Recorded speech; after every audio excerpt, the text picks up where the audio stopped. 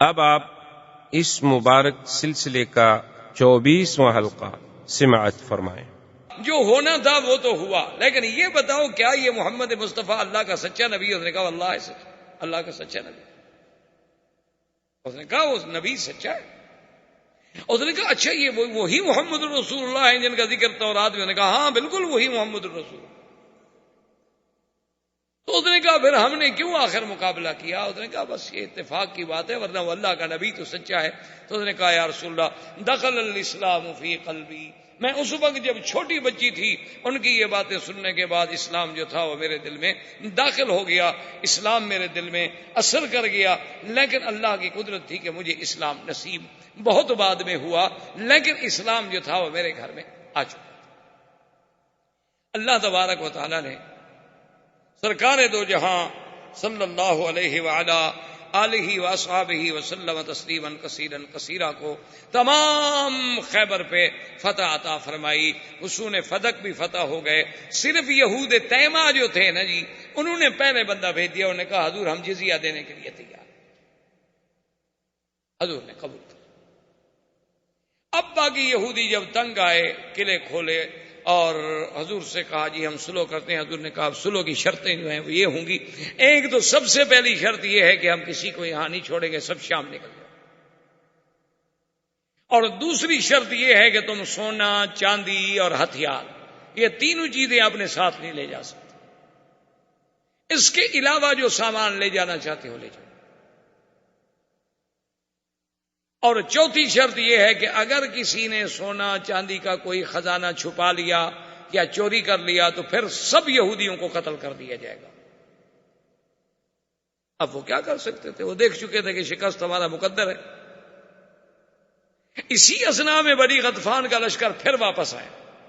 بنی غطفان پھر آ گیا یہودیوں کے پاس، کہنے لگا کہ میں آ گیا ہوں اور میرے 4000 بندہ پہنچنے والے، کیوں بزدل بن رہے ہو؟ انہوں نے کہا تم ہی تو ہو جس نے سب کو برباد کیا۔ انہوں نے کہا جب ہم نے مدینے پہ چڑھائی کی تھی تم لشکر لے کے بھاگ گئے، اب تم نے کہا میں آ رہا ہوں، میں آ رہا ہوں، میرا لشکر آ رہا ہے، میرا لشکر آ رہا ہے، پھر تم نے کہا تمہارے گھر پہ حملہ ہو گیا، لشکر میرا واپس چلا گیا۔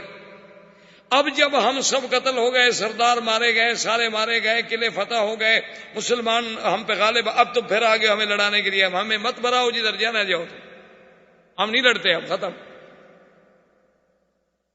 تو یہودیوں نے کہا کہ حضور ہمیں ساری شرطیں قبول۔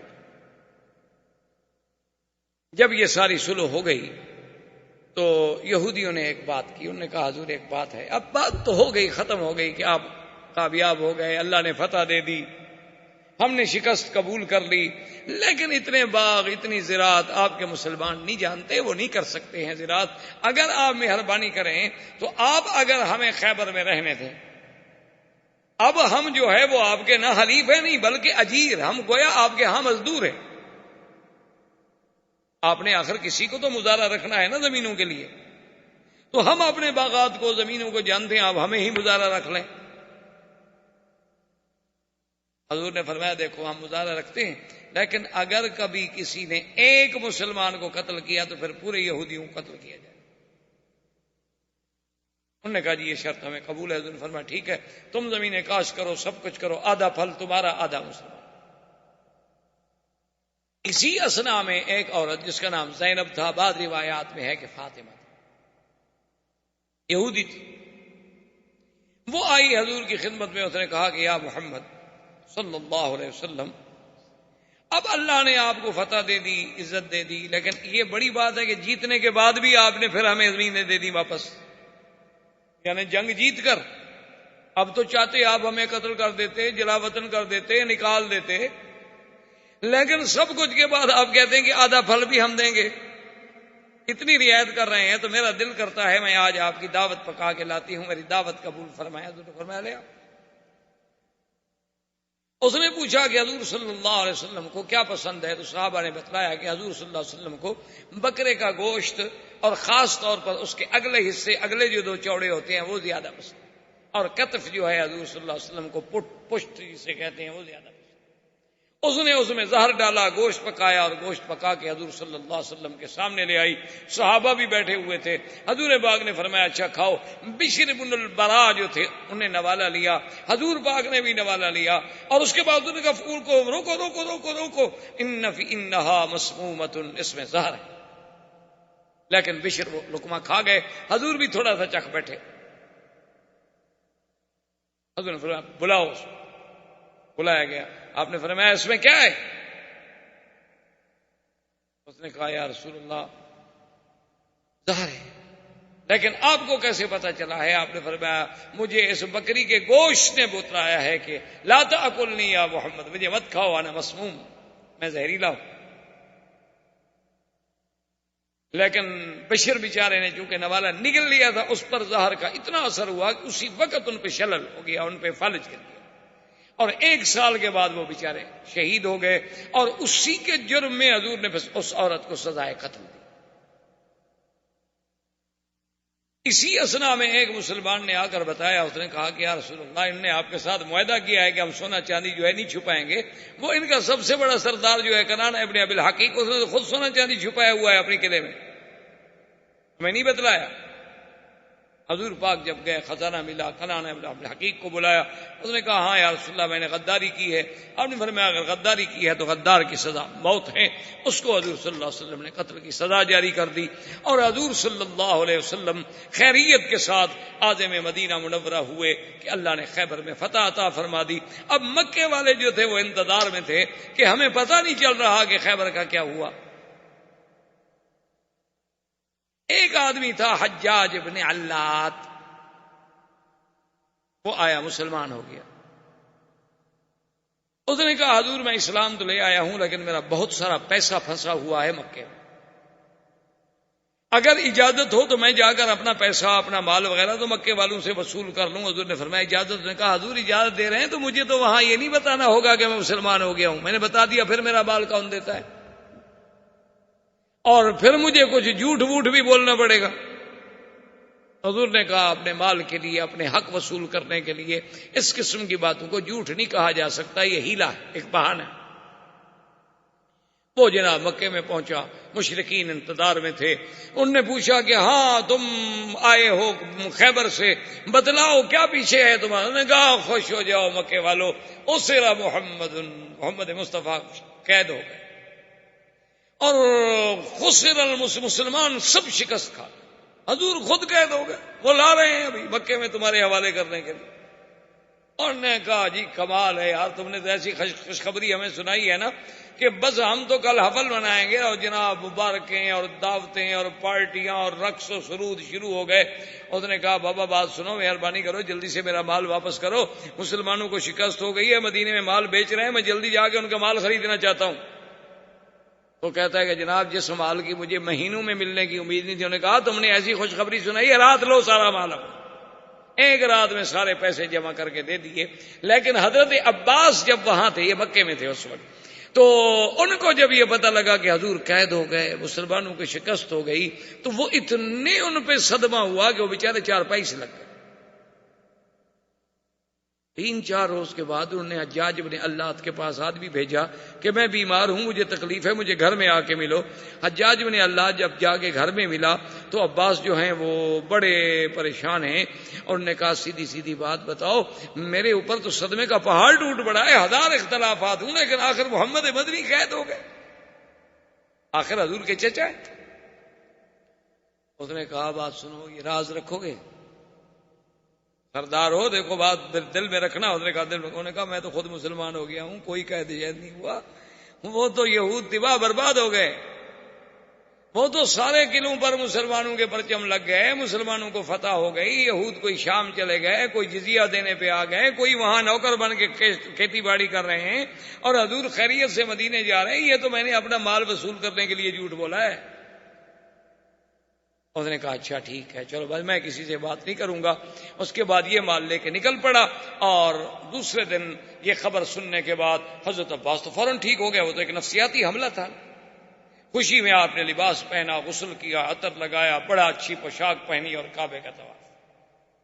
جب کعبے کا طواف کیا تو باقی جو کافر تھے وہ آئے، کہنے لگے اچھا عباس یار بڑے بہادر ہو، تمہارے اتنے رشتہ داری، اتنی قرابت داری، اور حضور قید ہو جائیں اور سارے تمہارے رشتہ دار شہید ہو جائیں، قتل ہو جائیں، اور تم پھر بھی آج بڑے اچھا اعلیٰ لباس پہن کے طواف کر رہے، یار واقعی اتنی موت پر، اتنے صدمے پر برداشت کرنا عباس تمہارا کام ہے۔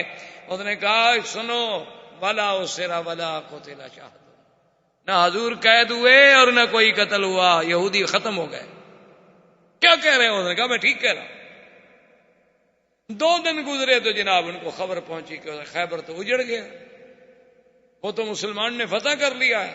انہوں نے کہا حجاج کو ڈھونڈ، حجاج کا، حجاج تو مدینے پہنچ گیا، تو راستہ طے کر گیا، 4 دن کا سفر کر گیا، وہ کہاں ہاتھ آتا۔ اللہ تبارک و تعالیٰ نے حضور پاک صلی اللہ علیہ وسلم کو بخیریت وہ جو وعدہ کیا تھا کہ فتحً قریبا اور مغانما، ہم آپ کو ایسا مال غنیمت دیں گے کہ خیبر جس میں صرف ایک علاقے میں 4000 تو صرف کھجور کا درخت تھا، صرف ایک علاقے میں، سونا چاندی زمین زراعت کھجور، اتنی بڑی غنیمت اللہ نے عطا فرمائی اور کامیابی عطا فرمائی۔ وآخر دعوانا ان الحمدللہ رب العالمین۔ برادران اسلام، واجب الاحترام بزرگوں، دوستوں، بھائیوں، عزیز نوجوانوں، سرکار دو عالم سیدنا محمد عربی صلی اللہ علیہ وسلم کے سیرت طیبہ کے بارے میں دروس کا یہ سلسلہ اللہ تبارک و تعالی کی رحمت سے غزوہ خیبر اور فتح خیبر تک تقریباً ہم پہنچے۔ اللہ نے حضور کو کامیابی عطا فرمائی اور حضور صلی اللہ علیہ وسلم خیبر سے کامران کامیاب مدینہ منورہ واپس تشریف لائے۔ اسی ضمن میں جیسا کہ آپ پہلے سیرت طیبہ میں پڑھ چکے ہیں کہ جن لوگوں نے احزاب کے موقع پر، غزوہ خندق کے موقع پر جو قبائل کفار قریش کے ساتھ مل کے چڑھ دوڑے تھے مدینے پر، ان میں بڑے بڑے قبائل بھی تھے اور چھوٹے چھوٹے قبائل بھی تھے۔ تو حضور صلی اللہ علیہ وسلم نے چونکہ حدیبیہ میں قریش کے ساتھ تو صلح ہو گئی اور کچھ لوگ جو تھے وہ قریش کے حلیف بن گئے اور کچھ قبیلے جو تھے وہ حضور صلی اللہ علیہ وسلم کے حلیف بن گئے۔ ان میں تو بہرحال اب لڑائی کا امکان نہ رہا، چونکہ 10 سال کے لیے معاہدہ ہو گیا کہ ہم آپس میں نہیں لڑیں۔ لیکن جو قبائل نہ تو قریش کے حلیف بنے نہ حضور صلی اللہ علیہ وسلم کے حلیف بنے اور انہوں نے احزاب میں شرکت کی تھی، تو ان کو ادب سکھانے کے لیے حضور نے مختلف سرایا پوچھا تاکہ آئندہ کسی قبیلے کو جرأت نہ ہو کہ بھی جب تمہارے ساتھ ہمارا اختلاف ہی نہیں، تمہارے ساتھ ہماری جنگ ہی نہیں ہے، اگر قریش ہمارا مقابلہ کرنا چاہتے ہیں اور تم وہاں سے خام خواہ ان کے ساتھ مل جاتے ہو۔ اس لیے کئی سرایا ہیں، سریہ، معرکہ اور غزوہ۔ غزوہ تو یاد رکھیں ہمیشہ اس کو کہا جاتا ہے کہ جس میں سرکار دو عالم نے صلی اللہ علیہ وسلم نے خود بھی شرکت فرمائی، وہ تو غزوہ۔ اگر آپ نے شرکت نہیں فرمائی اور آپ نے فوج بھیجی، جماعت بھیجی، کسی کو امیر بنایا، تو اس کو سریہ کہتے ہیں یا معرکہ کہتے ہیں، اس کو غزوہ نہیں کہا جاتا۔ کیونکہ بعض چیزیں ہمارے ہاں خاص طور پہ اردو زبان میں جب بعض چیزیں منتقل ہوتی ہیں نا تو ایک غلط العام بن جاتی ہیں، اغلاط العام بن جاتی ہیں کہ وہ ان کے نزدیک ہر جنگ ایک غزوہ ہے۔ اور بعض لفظ تو ایسے اللہ معاف فرمائے، ایسے پڑھے لکھے لوگ بھی عجیب عجیب استعمال کرتے ہیں کہ مثلا اللہ معاف فرمائے کوئی کرکٹ جیت گیا، عجیب معجزہ ہو گیا۔ نعوذ باللہ، معجزہ تو وہ ہوتا ہے جو نبی کے ہاتھ پہ ہو۔ اچھا جی فلاں آدمی نے تقریر کی ہو تو ایسا بات ہو تو بس کمال ہو گیا جی، یہ تو معجزہ کر دکھایا ہے۔ نعوذ باللہ، بھائی معجزہ ایک خاص اصطلاح ہے، جیسے کرامت ایک خاص اصطلاح ہے کہ جو ہمارے خارق کی عادت اللہ کے حکم سے اذن سے پیغمبر کے ہاتھ پہ ظاہر ہو وہ معجزہ کہلاتا ہے. یہ نہیں کہ کسی کے ہاتھ پہ ہو وہ اگر ولی کے ہاتھ پہ ہو تو معجزہ نہیں ہوتا, وہ کرامت کہلاتا ہے. اور اگر کسی عام آدمی کے ہاتھ پہ ہو تو آپ کہیں کہ اچھا جی ہو گیا, اتفاق سے کامیابی حاصل ہو گئی یا ان کی محنت جو ہے وہ رنگ لے آئی, لیکن یہ تو نہیں کہ معجزہ ہو. اسی لیے بعض لوگ اس کی غلطی کرتے ہیں. تو حضور نے سرایا اور ایک سریے میں ایک واقعہ پیش آیا. وہ واقعہ بظاہر باعتبار ظاہر ایک چھوٹا تھا لیکن اس کے اندر بہت بڑی حکمت. ایک سریہ جب گیا کافروں کے ساتھ لڑائی ہو رہی تھی تو کافروں میں سے ایک آدمی تھا جس کا نام تھا مرداس. وہ کافر بھی تھا اور گستاخ بھی تھا. وہ بات بات میں ایسی باتیں کہتا جیسے حضور صلی اللہ علیہ وسلم کی شان میں گستاخی. تو حضرت اسامہ ابن زید نے جب اس کی بات سنی تو جوش میں آئے اور اس کو مارنے کا ارادہ کیا. وہ بھاگ بھی رہا ہے اور نعوذ باللہ باتیں بھی حضور کی شان کے خلاف کر رہا ہے. اور حضرت اسامہ ابن زید بھی پیچھے بھاگ رہے ہیں. جب ایک جگہ ایسی آ گئی, ایک درخت کے قریب ایسی آ گئے کہ اس کو یقین ہو گیا کہ میں اب اسامہ کے ہاتھوں سے نہیں بچ سکتا, اور ایک اور انصاری صحابی بھی اسامہ کی مدد پہ آ گئے. اس کو یقین ہو گیا کہ اب میں نہیں بچ سکتا.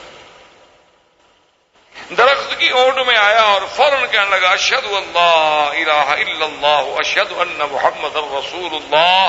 انصاری نے ہاتھ روک لیا لیکن اسامہ نے تلوار مر گیا. حضور صلی اللہ علیہ وسلم کو جب پتہ چلا حضور پاک نے اسامہ کو طلب کیا. آپ نے فرمایا اسامہ یہ تم نے کیا کیا ہے؟ ماذا تفعل بشہادت اللہ الہ الا اللہ. تم قیامت میں اللہ کو کیا جواب دو گے؟ شہادت اللہ الہ الا اللہ کے مقابلے پر تلوار چلا دی تم نے. اس نے کہا یا رسول اللہ واللہ انہ اشہد شہادتا من خوف السیف. حضور وہ تو نعوذ باللہ آپ کی توہین کر رہا تھا اور اس بھاگتے ہوئے بھی توہین کرتا جا رہا ہے, لیکن جب میری تلوار اس کی گردن پہ آ گئی اور اس کو یقین ہو گیا کہ میں نہیں بچ سکتا تو تلوار کے ڈر کے مارے اس نے کلمہ پڑھا ہے. حضور نے فرمایا اللہ شککت قلبہ, کیا تم نے اس کا دل بھی چیر کے دیکھ لیا تھا کہ اس نے ڈر کے مارے پڑھا؟ ماذا تفعل بلا الہ الا اللہ ماذا تفعل بلا الہ الا اللہ. اسامہ یہ تم نے کیا کیا؟ تو اس سے یاد رکھیں کہ ایک کتنا عظیم درس ملتا ہے کہ بھئی کلمے پڑھنے والے کو بلا وجہ کافر نہ کرو, کیونکہ ہمیں شریعت حکم دیتی ہے ظاہر کا. شریعت کے احکام جو ہیں وہ ظاہر پہ ہوتے ہیں. اما السرائر وفی علم اللہ, باطن کے علوم تو اللہ کے آگے. تو اس لیے اسلام کا یہ حکم ہوتا ہے کہ بلا وجہ کسی کو کافر نہ کہیں, اور اگر کوئی بندہ کلمہ پڑھتا ہے تو پھر اس پر آپ حملہ نہ کریں, چونکہ وہ کلمہ پڑھ لیا مسلمان ہے. اب آپ یہ نہ کہیں اس نے ڈر سے پڑھا ہے, اس نے پیسے کے لیے پڑھا ہے, اس نے کسی عورت سے شادی کرنے کے لیے پڑھا ہے, کسی طرح پڑھا ہے, لیکن کلمہ تو اس نے پڑھ لیا ہے.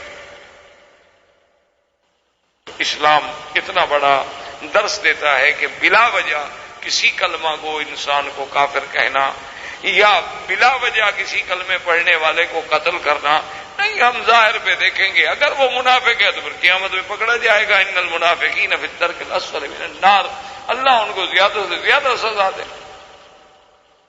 اسلام ظاہر کو قبول کر. اب ان واقعات کے بعد سرکار دو جہاں صلی اللہ علیہ وسلم نے اعلان فرمایا عمرۃ القضاء کا, جو کہ 1 سال گزر گیا, اور حضور صلی اللہ علیہ وسلم بغیر عمرے کے واپس تشریف لے گئے تھے اور عمرۃ القضاء کرنا. اسی لیے یہ بھی ایک سیرت سے ہمیں سبق ملا کہ اگر آپ نے مثلا احرام باندھا ہے اور آپ روک دیے گئے, اور ہمارے ہاں تو خیر یہ ایک عام بات بن گئی ہے نا کہ انڈیا سے احرام باندھیں گے, پاکستان سے احرام باندھیں گے, فلائٹ کینسل ہو گئی, اس فلائٹ میں اوور لوڈنگ ہو گئی یا جگہ نہیں ملی, تو وہی پھر چادریں اتار کے کپڑے پہن کے گھر چلے جائیں گے, پھر دوسرے دن آ جائیں گے پھر احرام باندھ. تو یہ کوئی مذاق نہیں ہوتی عمرہ.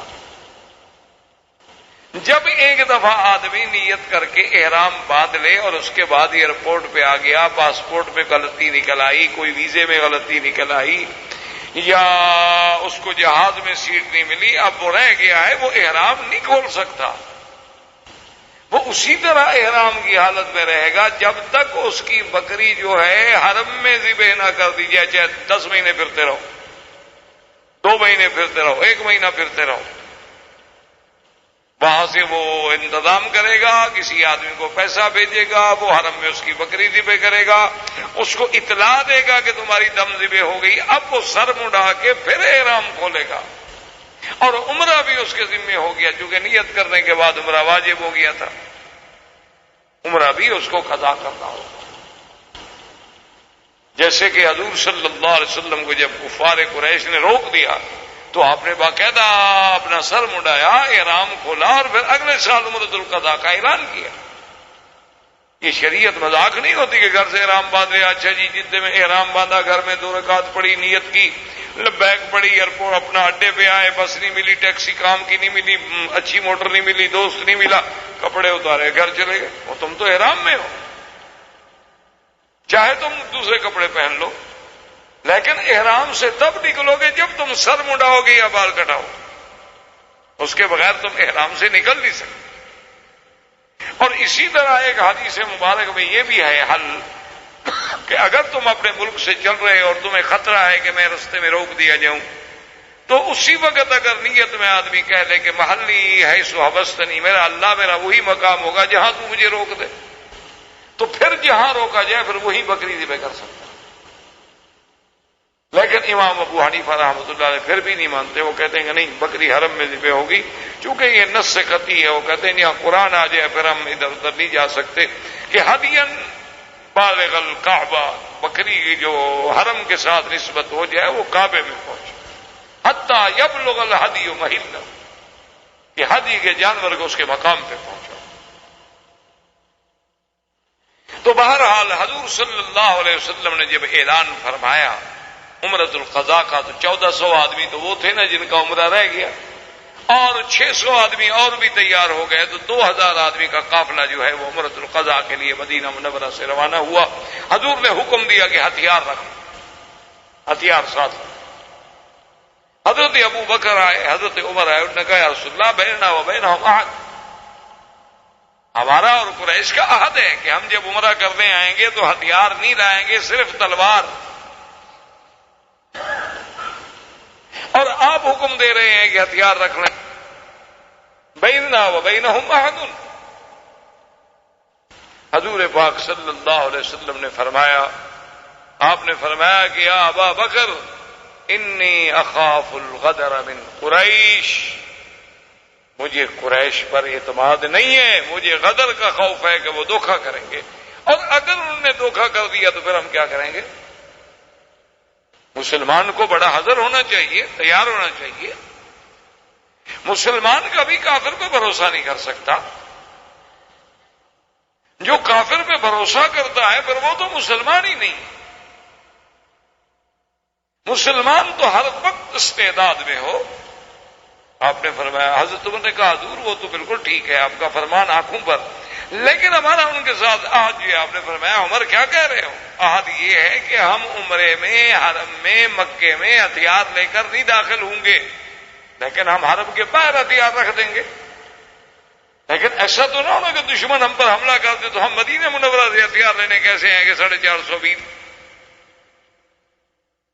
تو اب حضرت عمر کو بھی بات سمجھ آ گئی، حضور نے فرمایا ہتھیار لے لو، اور حضور صلی اللہ علیہ وسلم جب حد حرم پہ پہنچے اور آپ نے حکم دیا کہ بھئی چونکہ ہتھیار ہم نے حرم میں لے کر نہیں جانے، ہمارا معاہدہ ہے، ہتھیار باہر رکھ دو، لیکن 200 آدمی یہاں چھوڑو جو ہتھیاروں کی حفاظت کریں، اور اگر خدا نہ کرے، یعنی آپ اندازہ فرمائیں حضور کی دور اندیشی کا، اسی لیے آپ جنگ احد کا کبھی پلان دیکھیں، نقشہ دیکھیں۔ ابھی ایک بہت بڑے معروف جرنل تھے ہمارے پاکستان میں، بڑا نامور جرنل تھا، تو اس نے جنگ احد پہ باقاعدہ ایک کتاب لکھی اپنی ریٹائرمنٹ کے بعد۔ ریٹائر ہونے کے بعد جب وہ مدینہ منورہ آئے ان کو بھی عشق تھا حضور صلی اللہ علیہ وسلم سے، مسلمان کو تو عشق ہوتا ہے. تو وہ جب مدینہ منورہ میں آئے تو انہوں نے اس جنگی نقطۂ نظر سے پورے مدینے کا سروے کیا، پھر احد گئے، پھر احد میں وہ مواقع تلاش کیے کہ حضور پاک نے تیر اندازوں کو کہاں کھڑا کیا، اپنی فوج کہاں کھڑی کی، قریش کی فوج کہاں کھڑی تھی، سوار کہاں کھڑے تھے، اور خالد بن ولید نے کہاں سے حملہ کیا، اور یہ سارے واقعات جتنے اس کو حدیث و تاریخ کی روشنی میں ملتے تھے وہ سارے واقعات کو لیا اور پھر پورا نقشہ بنایا. اور اس کے بعد پھر اس نے جنگی حکمت عملی پر اور دیگر جنرلز جو ہیں ان کے مختلف حوالے دیے اور ثابت کیا کہ آج 1400 سال کے بعد جدید طریقہ حرب کا کوئی ماہر بھی آ جائے تو اس سے اچھا نقشہ نہیں بنا سکتا جو حضور نے اس وقت بنایا تھا صلی اللہ علیہ وسلم. یعنی اعتراف کیا، اقرار کی کہ حضور صرف اللہ کے نبی نہیں بلکہ سب سے بہتر جرنیل بھی تھے. کہ اتنی اچھی تختی.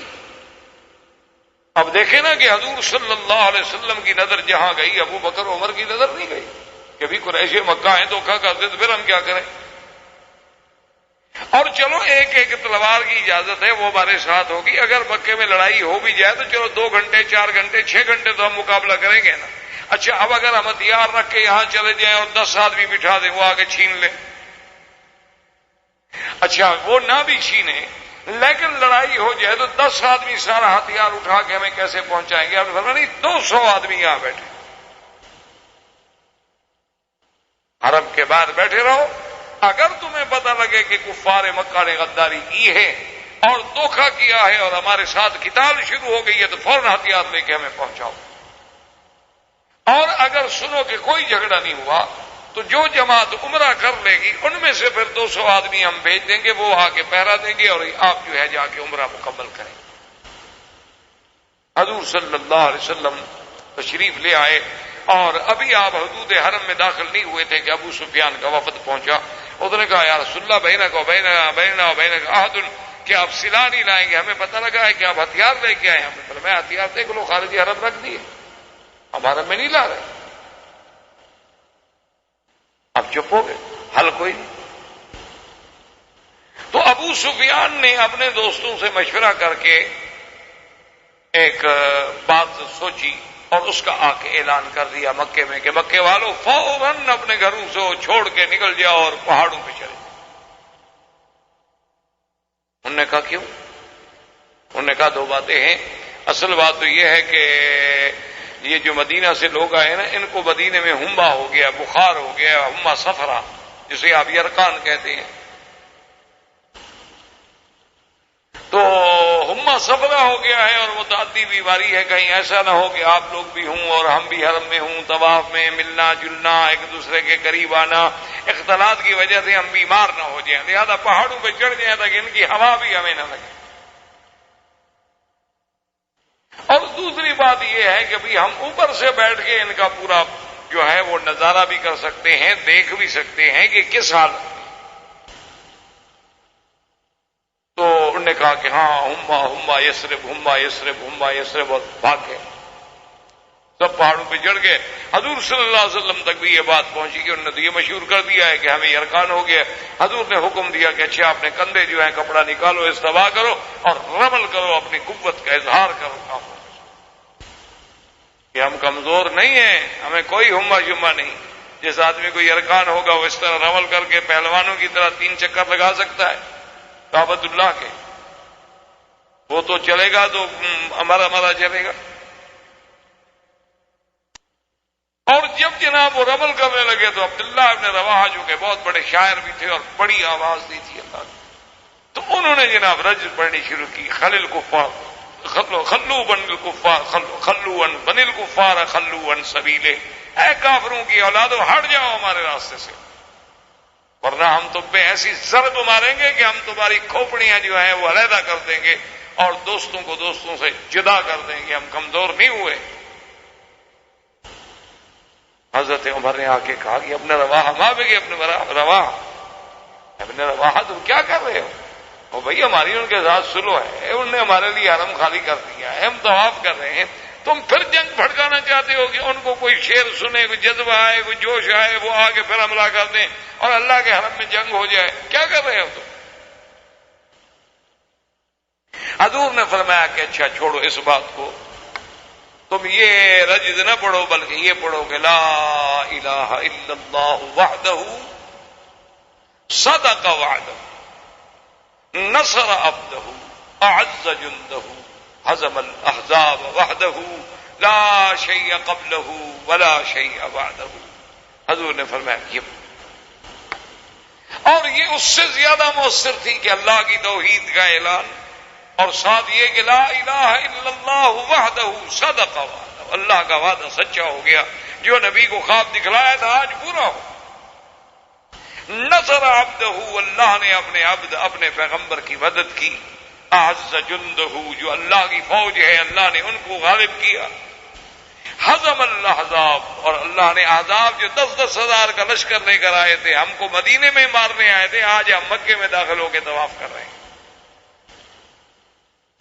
اور پھر یہی کلمات پڑھنے جو ہیں صفا پر یا مروہ پر سنت ہو گئے، کیونکہ جو بات حضور صلی اللہ علیہ وسلم آپ کے قول سے یا آپ کے عمل سے یا آپ کے فعل سے ایک دفعہ بھی ثابت ہو جائے سنت ہے. حضور صلی اللہ علیہ وسلم نے جب عمرہ مکمل فرما لیا، حضور نے حکم دیا کہ جانور سے کرو. لیکن یہ مسئلہ سمجھ لیں کہ اگر کوئی آدمی آج بھی عمرہ کرنے آئے اور وہ بکری دے تو یہ سنت ہے، واجب نہیں ہو. اگر حج تمتع ہو یا حج قران ہو تو پھر جو ہے دم تمتع یا دم قران یا دم شکر وہ تو واجب ہے، اگر نہیں کرے گا تو اور دم دینی ہو. لیکن اگر کوئی آدمی عمرے پہ آئے لیکن پھر بھی وہ جانور ساتھ لے آئے یا یہاں آ کے بکری خرید کے 1 2 4 10 بکرے کر دے تو یہ سنت، کیونکہ حضور صلی اللہ علیہ وسلم نے عمرے پر آنے وقت اور عمرے سے فارغ ہوتے ہوئے بھی آپ نے قربانی فرمائی. حضور صلی اللہ علیہ وسلم نے حلق فرمایا، صحابہ نے حلق فرمایا، کسی نے قصر فرمایا، احرام کھول دیا گیا اور 200 صحابہ کو بھیجا گیا، اور جو آدمی سلا پر پہراتے رہتے وہ پھر عمرہ ادا کرنے کے لیے آ گئے، انہوں نے بھی عمرہ ادا کر دیا. حضور صلی اللہ علیہ وسلم نے پیغام بھیجا ابو سفیان کو کہ ابو سفیان چونکہ تم سردار ہو مکے کے اور ہم مکے میں آئے ہیں، اور حضور 7 سال کے بعد داخل ہوئے تھے مکے میں، کیونکہ اب 7 ہجری آ گئی، تو 7 سال کی جدائی کے بعد آدمی جب اللہ کے کعبے میں آتا ہے تو کعبۃ اللہ کی عظمت کا احساس تو تب ہوتا ہے نا. اب چونکہ اللہ کا کعبہ آپ کے ہمارے سامنے الحمدللہ موجود ہے، لہذا ہمارے دل میں وہ احساس نہیں ہے. آپ لوگ جب نوکری پر سب سے پہلے دن مکے میں داخل ہوئے تھے تو آپ کے احساسات و جذبات کیا تھے؟ آپ نے جب سب سے پہلی جا کے نماز پڑھی تھی کعبۃ اللہ میں اور طواف کیا تھا، اس وقت آپ کے جذبات کیا تھے اور آج کیا ہے؟ تو حضور صلی اللہ علیہ وسلم 7 سال کے بعد آئے تھے. حضور نے فرمایا ابو سفیان میں چاہتا ہوں کہ میں کعبۃ اللہ کے اندر بھی داخل ہوں، لہذا تم شیبی سے کہو کہ وہ چابی لے آئے اور کعبۃ اللہ کا دروازہ کھولے اور ہم اندر بھی 2 رکعت پڑھ لیں. ابو سفیان نے کہا کہ آدھا لیس داخل فی العہد یا رسول اللہ، حضور پاک یہ آپ کا اور ہمارے معاہدے میں داخل نہیں ہے. ہم نے آپ کو عمرے کی اجازت دی تھی، کعبۃ اللہ کے اندر داخل کرنے کی اجازت تو نہیں دی. حضور نے فرمایا عجیب آدمی ہو بھئی، ہم نے عمرہ کر لیا، طواف ہم نے کر لیا، صفا مروہ ہم نے توڑ لی، صلہ ہمارے پار ہیں، ہر بات بالکل خیریت کے ساتھ جاری. اگر ہم کعبۃ اللہ کے اندر 2 رکعت پڑھ لیں گے تو اس میں معاہدے کی کیا بات ہے؟ اس نے کہا نہیں حضور یہ معاہدے میں شامل ہے. حضور نے فرمایا ٹھیک، نہیں دیتے ہو اجازت، ٹھیک. حضور نے فرمایا اچھا بلال تم ایسا کرو، یہ کعبے کے اندر تو ہمیں نہیں جانے دیتے، تم کعبے پہ چڑھ جاؤ اور اذان. اب بلال بیچارہ کیسے چڑھے، اس کو سیڑھی تھوڑی دے دیں. تو وہ کعبۃ اللہ کو پکڑ کے بلال چڑھ گیا غلاف. اس نے حجر اسود کے قریب سے غلاف پکڑنا جو شروع کیا نا جی، غلاف کو پکڑتے پکڑتے کعبے کی چھت پہ چڑھ گیا. وہاں جا کے جب اذان دی تو اکرمہ نے اذان سنی. ابھی اکرمہ اسلام نہیں لائے تھے، مسلمان نہیں ہوئے تھے، اور یہ ابو جہل کا بیٹا تھا. کہنے لگا الحمدللہ بات بالحکم، کہنے لگا شکر ہے کہ میرا ابا مر گیا، ورنہ وہ آج اگر ہوتا تو اس کے دل پہ کیا گزرتی ہے، ھذا عبد الاسود یعلو علی سطح الکعبۃ یکبر. عجیب بات ہے، ہم لوگ یہاں سردار ہیں اور یہ کالا غلام کعبے پہ کھڑے ہو کے اللہ اکبر کر رہا ہے، یہ کیا ہے؟ ہمارے لیے تو مرنے کا مقام ہے کہ تکبیر کے نعرے بلند ہو رہے. ابو سفیان کو کیا چھیڑا؟ ابو سفیان نے کہا دیکھو اپنے کعبے میں داخل نہیں ہونے کا، اس سے تو بہتر تھا کہ تم چابی دے دیتے. چلو کعبے کے اندر تو نماز پڑھتے، کعبے کے اندر اذان دیتے تو کوئی سنتا تو نہیں. تم نے زیادتی کی ہے، تم چابی دے سکتے. چابی نہ دینے کی وجہ سے دیکھا ہے کہ اذانیں ہو رہی ہیں اور سارے ہم پہاڑ پہ سن رہے ہیں. انہوں نے کہا ٹھیک ہے، آخر نماز جو پڑھتے ہیں تو اذانیں تو دینی ہے. خیر بہرحال جب 3 دن گزر گئے، حضور صلی اللہ علیہ وسلم نے ابو سفیان کے پاس پیغام بھیجا کہ اگر تم اجازت دے دو تو میرا دل چاہتا ہے کہ ہم 2 دن اور قیام کریں. اس نے کہا کہ لا، اللہ بیننا و بینکم 3 ایام، ہمارا آپ کا معاہدہ یہ تھا کہ ہم 3 دن کے لیے مکہ آپ کو خالی کر دیں گے، ہمارا نے اپنا وعدہ پورا کر دیا ہے، مزید رہنے کی ہم اجازت نہیں دیتے. ٹھیک اجازت نہیں دیتے، ہم جا رہے ہیں. حضور صلی اللہ علیہ وسلم نے تیاری فرمائی. اب جب حضور صلی اللہ علیہ وسلم جانے لگے تو صفحاء قریش، ان کو عربی میں کہتے ہیں صفحاء قریش، یعنی ان کے سمجھدار نہیں بلکہ یوں سمجھنے کے لونڈے، نوجوان، ان نوجوانوں کا گینگ جو تھا نا جی، یہ نئے لڑکے ہوتے ہیں نا، حالانکہ بڑے بڑے خاندانوں کے ہوتے ہیں لیکن کام ایسے کرتے ہیں جو عام بے وقوف بھی نہ کریں. یعنی عجیب جذبات ہوتے ہیں نا لوگ. ابھی میں آج ہی اخبار میں پڑھ رہا تھا، پتہ نہیں کتنی عورتوں کو طلاق ہو گئی کہ کرکٹ وہ ہار گیا وہ جیت گیا. خامد نے کہا کہ اچھا ہوا، بیوی نے کہا تم نے میرے فین کی توہین کر دی ہے، جھگڑا ہوا، نتیجہ طلاق. کرکٹ والے وہاں کھیل رہے ہیں، وہ یہاں گھر پر بات کر کے بیٹھے ہیں دونوں. انا للہ و انا الیہ. تو اس قسم کے لوگ صفحاء کہلاتے ہیں کہ بے وقوف. یہ عقل کی بات تو نہیں ہے نا کہ کرکٹ کوئی کھیلے بھی تم چھوڑ دو. ایک آدمی نے باپ کو مار دیا، باپ آ کے ٹی وی کے سامنے بیٹھ گیا، دیہاتی آدمی تھا. اس نے کہا میں بھی دیکھوں کرکٹ، حالانکہ اس بیچارے کو کیا پتا کہ کرکٹ کیا ہے. جیسے کافر کوئی چال سمجھ نہیں آتی، اسی طرح ان کا یہ کھیل کبھی آپ کو سمجھ آتا ہے؟ وہ خود ٹیڑھا ہے، کھیل بھی ٹیڑھے ہیں. کوئی ہار کے جیت جاتا ہے، کوئی جیت کے ہار جاتا ہے. یہ رن ریٹ ہے، یہ نمبر ہیں، یہ پوائنٹس ہیں، یہ فلان ہیں، یہ سیمی فائنل ہے، یہ فائنل ہے، یہ کیا ہوگا، کیا چکر ہے. تیری ہر نگاہ میں الجھن، تیری ہر ادا میں بل ہے. انگریز ظالم ہے نا، اس کی تیری ہر نگاہ میں الجھن، تیری ہر ادا میں بل ہے، میری آرزو میں لیکن کوئی پیچ ہے نہ خو. اے مسلمان ہے، سیدھا کھیلنا ہے، آؤ تلوار پکڑو، بات کرو. یہ کون سی بہادری ہے کہ آپ یہاں سے بٹن دبائیں، ریموٹ کنٹرول کے ذریعے میزائل پھینک دیں. یہ بہادر قوم اسی طرح لڑتی ہے. دیکھا نہیں بہادر قوم ویتنام میں کیسے لڑی تھی، کیسے دم دبا کے بھاگی. ان کا 200 سپاہی میدان میں مر جائے نا، یہ تو ملک چھوڑ کے بھاگے. اتنی بزدل ترین قوم. اب یہ تو میرا بھائی کوئی بہادری نہیں نا. ہم یہاں محفوظ بیٹھے ہوئے ہیں اور جناب ہمارے سامنے نقشے بنے ہوئے ہیں اور ہر چیز جو ہے وہ زاویے پہ سیٹ ہے، اور یہاں بیٹھے بیٹھے صاحب نے بٹن دبایا اور یہاں سے ایک میزائل اڑا اور اس نے جا کے وہاں جناب تباہی ڈال دی. او جی ہم جیت گئے. کیا جیت گئے؟ منہ کالا ہو گیا بدبخت. تم چوری جو چھپکے سے وار کرے وہ بھی بہادر ہوتا ہے. ہم نے جناب یہ کر دیا، ہم نے ریڈیو کی بات پکڑ لی، ہم نے ٹی وی کی لہروں سے راستہ لے لیا، ہم نے ٹیلی فون کے ذریعے پکڑ لیا. وہ تم نہیں، بہادری کی بات یہ ہوتی ہے کہ جیسے مبارزت ہوتی تھی کہ سامنے آؤ، آ کے لڑو. اور یقین کریں مسلمان کتنا گیا گزرا ہے، آج بھی کفر اس کے سامنے کھڑے ہو کے نہیں لڑ سکتا. آپ نے دیکھا نہیں 7 لاکھ آدمی 400 مجاہدین سے لڑ رہے ہیں. کوئی عقل ہے یا نہیں؟ سمجھ ہے ایمان سے.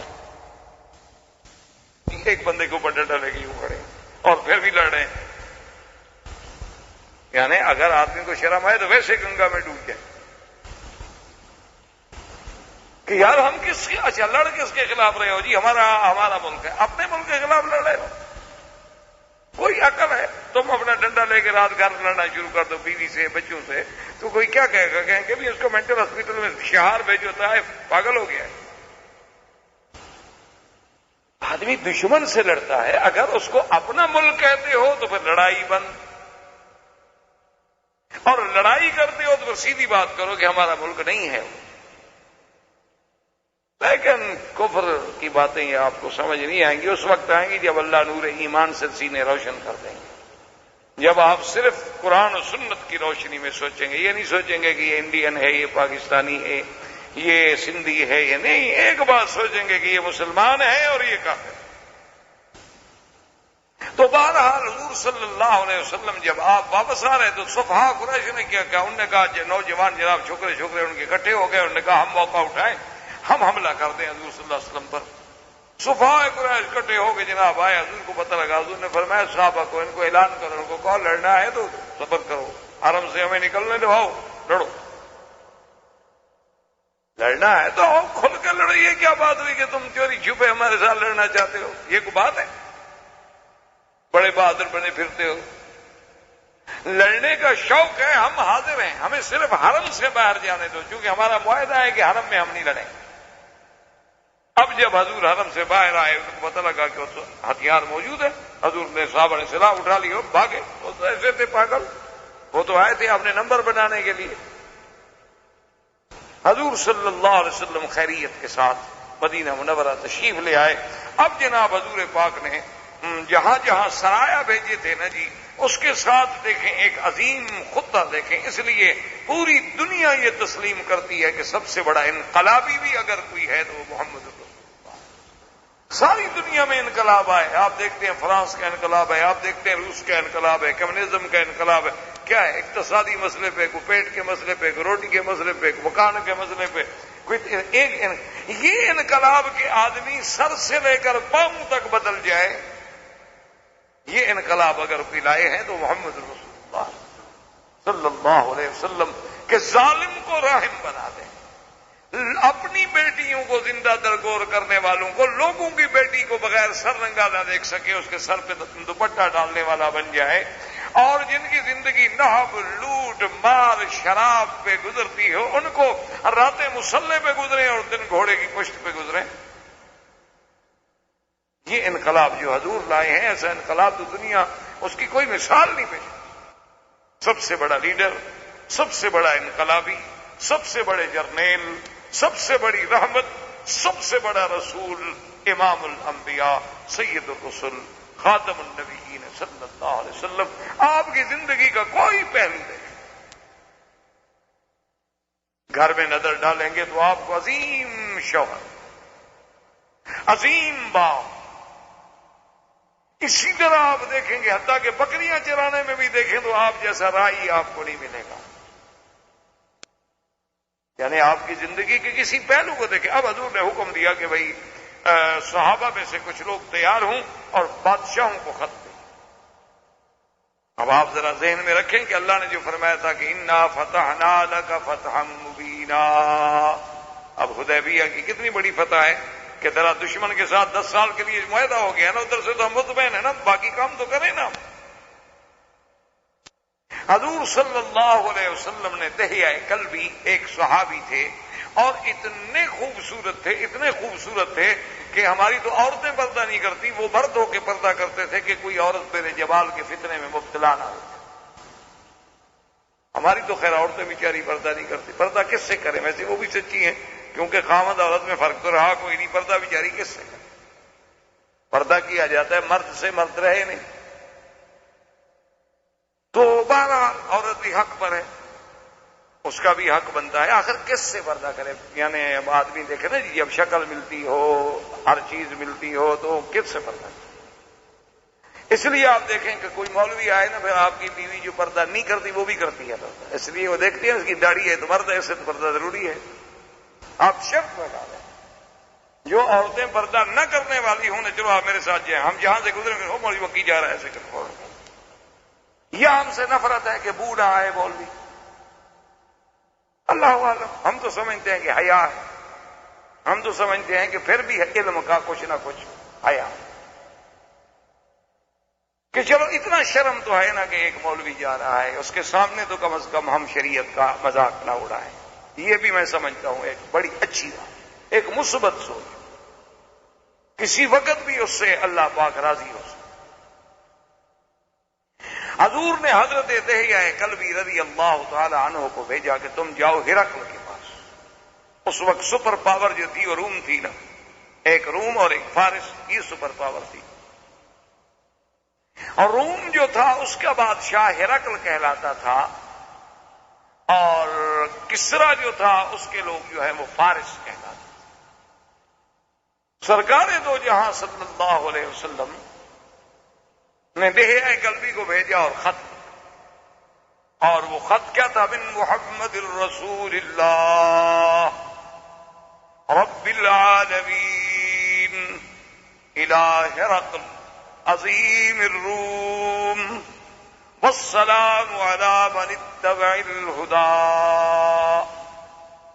اسلم تسلم یؤتک اللہ اجرک مرتین۔ حضور نے خط لکھا، یہ خط محمد رسول اللہ کی طرف سے ہے، اور ہرقل عظیم الروم جو بادشاہ ہے روم کا بڑا، اس کو سلام تو اس پہ ہے جس نے اللہ کی ہدایت کو مانا ہے، کیونکہ کافر کو آپ سلام علیکم تو نہیں کہہ سکتے۔ اور اس کے بعد حضور نے دعوت دی کہ بادشاہ سلامت اسلام لے آؤ، اگر تم اسلام لے آؤ گے تو اللہ تو تمہیں 2 اجر دیں گے، چونکہ تم اہل کتاب ہو، عیسائی ہو، ایک تمہیں اس دین کا اجر ملے گا اور ایک دین محمد مصطفیٰ صلی اللہ علیہ وسلم کا اجر ملے گا۔ اور اگر تم اسلام نہ لے آئے فإن علیک اسم المفلسین، پھر جتنی قوم تیرے ماتحت ہے ان کے اسلام نہ لانے کا گناہ بھی تم پہ ہوگا۔ اچھا، خدا کی شان یہ ہے کہ روم جو ہے، ہرقل جو ہے، ان کا جو دارالخلافہ تھا، جو مرکز تھا، وہ تھا قسطنطینیہ، لیکن قسطنطینیہ سے یہ ان دنوں میں جب حضور صلی اللہ علیہ وسلم نے خط بھیجا دحیہ کلبی کو بھیج کر، تو ہرقل جو ہے وہ بیت المقدس آیا ہوا تھا شام۔ اس کی وجہ یہ تھی کہ اس نے ایک منت مانی تھی کہ اگر میں بیت المقدس کو فتح کر لوں تو میں اس میں فلاں مقام سے پیدل چل کے داخل ہوں گا، تو وہ اپنی منت پوری کرنے کے لیے پیدل چل کے بیت المقدس میں آیا ہوا تھا۔ اچھا، اور اللہ کی قدرت کا نظارہ دیکھیں کہ راستے میں اس نے خواب دیکھا، جب وہ آ رہا تھا پیدل بیت المقدس کو، تو جب رات ہوئی سو گیا تو رات میں خواب دیکھا۔ خواب دیکھتا ہے کہ بعض لوگ ہیں جو مختون ہیں، مختون مانا ختنہ جن کا ہوتا ہے، وہ آتے ہیں اور میرے ملک پہ قبضہ کرتے ہیں۔ یہ خواب دیکھا تو گھبرا گیا، کہ مختون کون ہوتے؟ اس نے اپنے قسیسین کو بلایا، قسائس کو بلایا، قساطر کو بلایا، علماء جو تھے ان کے بڑے بڑے ان کو بلایا، اور سب کو بلانے کے بعد اس نے کہا کہ میں نے ایسے خواب دیکھا ہے، یہ مختون لوگ کون ہیں؟ انہوں نے کہا جی یہودی بھی خطرہ بیٹھتے ہیں۔ انہوں نے کہا اچھا، اس کا مطلب ہے کہ پھر میرا خواب جو ہے ان کے بارے میں، جو ایسا کرو کہ میں حکم دیتا ہوں کہ یہود کا بچہ بچہ ختم نہ رہیں گے، نہ میرے ملک میں قبضہ کریں۔ اسی اثنا میں خدا کی قدرت ہے کہ ایک آدمی چوری کرتے ہوئے پکڑا گیا، وہ عرب کے آدمی تھا، جب اس کو مارنے لگے کپڑے کھل گئے، دیکھا وہ بھی مختون ہے، تو ہرقل کو یہ رپورٹ بھی پہنچی کہ جناب یہودیوں سے تو ہم ڈر رہے تھے، ایک اور آدمی پکڑا گیا، وہ تو یہودی بھی نہیں ہے، وہ تو کہتا ہے میں عرب ہوں ادھر کا، مکہ شریف کا، وہ بھی مختون ہے۔ میں کہا اچھا اس کو بلاؤ، اس کو پیش کیا گیا، اس نے کہا کہ اچھا تم کیوں مختون ہے؟ کہا جی ہمارے عرب جو ہیں وہ سارے ختان کے قائل ہیں، ختنہ ہوتا ہے واقعہ، چونکہ ہم ملت ابراہیمی پر ہیں، اپنے آپ کو تو یہ دعویٰ کرتے تھے نا چاہے مشرک۔ تو اب ہرقل سوچ میں پڑ گیا کہ یہ کون لوگ ہیں؟ اس نے کہا اچھا ایسا کرو کہ عرب کے بارے میں بھی معلومات کرو، ہم جلدی نہ کریں یہود کو ختم کرنے میں، ایسا نہ ہو کہ ہم ایک قوم کی نسل مٹا ڈالیں اور اس کے بعد نتیجہ کوئی اور نکل آئے، تو ہمیں صبر سے کام لینا چاہیے۔ اسی اثنا میں دحیہ پہنچے، ابھی دہیا کی ملاقات نہیں ہوئی تھی کہ اس چور نے جو پکڑا گیا تھا اس نے ایک بات یہ بھی کر دی تھی کہ ان فینا نبی، مکے میں ایک نبی ہے جس کا نام محمد ابن عبداللہ ہے۔ ہرقل نے کہا اچھا؟ ہرقل چونکہ پڑھا لکھا آدمی تھا، اہل کتاب تھا، بادشاہ تھا، مطالعہ تھا انجیل کا، بائبل کا، کتابوں کا، اس نے پڑھا تھا کہ یہ زمانہ ہے ایک نبی پیدا ہوگا۔ اس نے کہا اچھا ایسا کرو کہ شام میں پتہ کرو کہ مکے کے لوگ آتے ہیں تجارت کرنے کے لیے، شام کوئی آدمی مکے کا کوئی وفد، کوئی ڈیلیگیشن آیا ہوا ہو تجارتی، تو پتہ کیا گیا تو ابو سفیان کا وفد آیا ہوا تھا، تو ان کو لے کر ہرقل کے پیش کر دیا گیا۔ ہرقل نے اپنے سارے قسیسین کو بٹھایا، ابو سفیان آ گیا، ملا، اس نے پوچھا کہ اچھا میں نے سنا ہے کہ مکہ میں مکرمہ میں ایک نبی پیدا ہوئے ہیں، آپ نے بھی سنا ہے؟ ہاں جی۔ کیا نام ہے؟ اس نے کہا محمد ابن عبداللہ۔ ہرقل نے کہا کہ ایکم اقرب نسبا الی محمد صلی اللہ علیہ وسلم، تم لوگ جو آئے ہو وفد ڈیلیگیشن تجارت کا، تم سب میں کون آدمی ہے جو نسب کے اعتبار سے زیادہ قریب ہو محمد الرسول اللہ؟ ابو سفیان نے کہا انا۔ اس نے کہا ہرقل میں ہوں، میں حضور کا قریبی رشتے دار ہوں، 5ویں جد میں میرا اور آپ کا دادا ایک ہے، جد خامس میں ہم مشترک ہیں۔ اس نے کہا اچھا ابو سفیان، پھر جو بات میں تم سے پوچھتا جاؤں وہ مجھے بتا، ایک تو بتاؤ نام کیا؟ اس نے کہا محمد ابن عبداللہ۔ اس نے کہا کبھی آپ کا نبوت کے دعویٰ کرنے سے پہلے آپ نے کبھی کسی بات میں جھوٹ بولا؟ ابو سفیان نے کہا کہ نہیں۔ کوئی معاہدہ کرے، وعدہ کرے، عہد کرے تو پورا کرتا ہے یا توڑ دیتا ہے؟ ابو سفیان نے کہا میں نے سوچا موقع تو ہے کوئی جھوٹ بولوں، لیکن میں نے سوچا کہ پھر قیامت تک عرب میں آر رہے گی کہ ابو سفیان نے سردار ہو کے جھوٹ بولا تھا، ورنہ میرا دل چاہتا تھا کہ میں حضور کے خلاف کوئی بات جھوٹ بول دوں۔ آج تو مسلمان جھوٹ بولتے ہوئے فخر کرتا ہے نا، بلکہ جو جتنا بڑا جھوٹا ہو اتنا بڑا سیاسی لیڈر بن سکتا ہے۔ لیڈر بننے کے لیے آج خصوصیات میں ایک خصوصیت یہ بھی شمار ہوتی ہے کہ وہ جھوٹ کتنا بڑا بول سکتا ہے اور کتنے بہتر انداز میں بول سکتا ہے۔ یہ کافر ہے، وہ کہتا ہے میں نے سوچا کہ جھوٹ بولوں، مجھے موقع ہے جھوٹ بولنے کا، اور مجھے یہ بھی پتا تھا کہ جتنے آدمی کھڑے ہیں اگر میں نے جھوٹ بولا تو یہ بھی میری توہین یا تردید نہیں کریں گے، جانتے ہیں کہ میں سردار ہوں، لیکن خفت میں ڈر گیا کہ یار میرے خاندان پر ایک بٹا لگ جائے گا کہ ابو سفیان نے چلو حضور کے ساتھ دشمنی تھی لیکن دشمن پہ جھوٹ کیوں بولا؟ تو اس نے کہا اچھا کبھی معاہدہ؟ اس نے کہا جی بات یہ ہے کہ معاہدہ ابھی ہمارا ہوا ہے، 1-2 سال گزرے ہیں، حضور صلی اللہ علیہ وسلم 10 سال کا معاہدہ ہے، پتہ نہیں پورا کرتے ہیں کہ نہیں کرتے۔ لیکن ابو سفیان کہتے ہیں واللہ خدا کی قسم میں سمجھتا ہوں میں یہ بھی جھوٹ بولا، مجھے یقین تھا کہ حضور اپنا وعدہ پورا کریں، وعدہ پورا کریں گے، حضور صلی اللہ علیہ وسلم کبھی وعدے میں خیانت نہیں کر سکتے۔ اس نے اس کے بعد پوچھا اچھا یہ بتاؤ کہ حضور صلی اللہ علیہ وسلم کے ماننے والے جو ہیں وہ بڑے لوگ ہیں یا غریب لوگ ہیں؟ انہوں نے کہا نہیں جی کیا پوچھتے ہیں، عبید اماء علفاؤنا، عبیدنا اماؤنا ضعفاؤنا، غریب لوگ ہیں، پر 1-2 آدمی ہیں کچھ، باقی تو سب غریب ہیں۔ ہرقل نے کہا ہاں ہم اتباع الرسل، اگر اس کی اتباع کرنے والے غریب ہیں تو پھر وہ نبی ہے، کیونکہ حق کی اتباع کبھی سرمایہ دار نہیں کرتا ہے جلدی سے، حق کی اتباع ہمیشہ نصیب ہی غریبوں کو۔ اور اس کے بعد اس نے اور سوالات کیے، کرتا گیا، جب سارے سوالات ختم ہو گئے تو کہنے لگا ابو سفیان واللہ لو کنت فی موضعہ لغسلت قدما، خدا کی قسم آج اگر میں اس جگہ ہوتا جہاں محمد مصطفیٰ ہیں تو میں آپ کے پاؤں دھو کے پی لیتا۔ وہ سچا نبی، سارے حیران ہو گئے، ابو سفیان حیران ہو گیا، اس نے کہا اچھا جاؤ تم۔ جب باہر نکلا تو کہنے لگا ظہر امر ابی کبشا، اپنے ساتھیوں سے کہنے لگا یار سنو محمد مدنی کی بات کہاں جا پہنچی، ہم تو ادھر ادھر کی بات کر رہے تھے. یہ دیکھو سپر پاور کا جو سب سے بڑا بادشاہ ہے، روم کا بادشاہ، وہ کانپ رہا ہے. وہ کہتا ہے میں ان کے پاؤں دھو کے پیوں گا. یار اب تو بات بڑھتی جا رہی ہے. تو خیر دہیا آ گئے. دہیا نے آ کے جب خط دیا تو جب ہرقل نے خط پڑھا حضور کا تو رونے لگا. اس نے کہا دہیا ایک بات کرو، میں آخر بادشاہ ہوں، اتنا جلدی میں کوئی فیصلہ نہیں کر سکتا. تم کساتر ہمارا جو سب سے بڑا عالم ہے نا، اس کے پاس یہ خط لے کر جاؤ. اس کو پوچھو کہ ہرقل کہتا ہے تمہاری کیا رائے ہے. جب کساتر کے پاس خط لے کر گئے، اس نے جب خط پڑھا تو اس نے کہا اشہد ان لا الہ الا اللہ واشہد ان محمد الرسول اللہ. میں تو بھائی اسلام لے آیا، میں تو مانتا ہوں سچا نبی.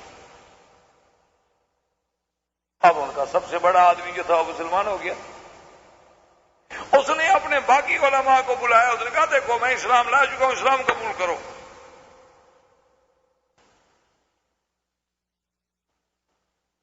انہوں نے کہا نہیں، ہمیں سوچنے کا موقع تو دے گا. کیا سوچ؟ تم نے جو کتابوں میں پڑھا ایک ایک علامت، ایک ایک نشانی جو ہے وہ محمد مدنی پہ سچی ہو.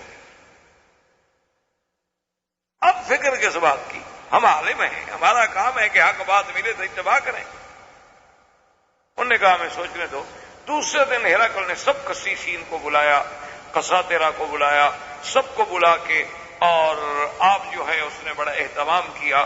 ایک مقام تھا، مسند تھی، اور بڑے پیرے کے ساتھ کھڑا ہوا اور وہاں سے آ کے ظاہر ہوا. اس نے کہا کہ دیکھو تم علماء ہو اور دروازے محل کے بند کرا دیے.